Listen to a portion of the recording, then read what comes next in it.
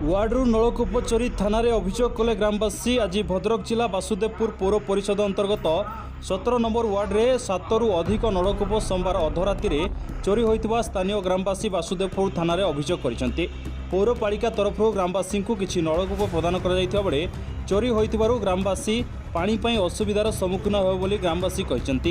एणु यथाशीघ्र यार पदक्षेप निया जाऊ बोली प्रशासन को अनुरोध करिसेंती ग्रामवासी। भद्रक बासुदेवपुर राजेंद्र महांती रिपोर्ट, पवित्र न्यूज ओडिशा।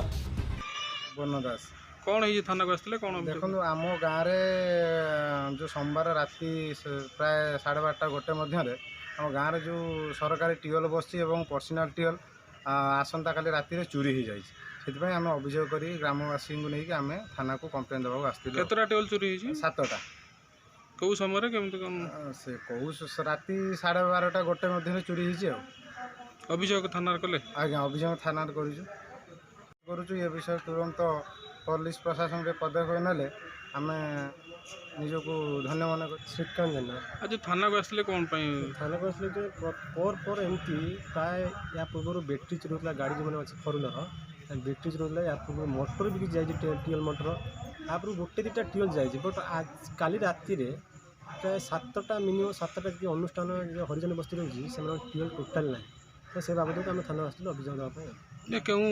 केत नंबर वार्ड बासुदेवपुर? 7 नंबर हरिजन बस्ती आसला बासुदेवपुर पौरपालिका पौरपालिका 7 नंबर वार्ड हरिजन बस्ती टोटाल दूसरे गवर्नमेंट देता म्यूनिसिपालिटी तरफ देखा टिओलटा सब टोटाल किसी ना मैंने पानी बहुत जलभूत लगुच वर्षा दिन से मौसम चेंज हो पानी बहुत असुविधा लगुच से आम आसलु अभियोग म्यूनिसिपालिटी जीवार अच्छे।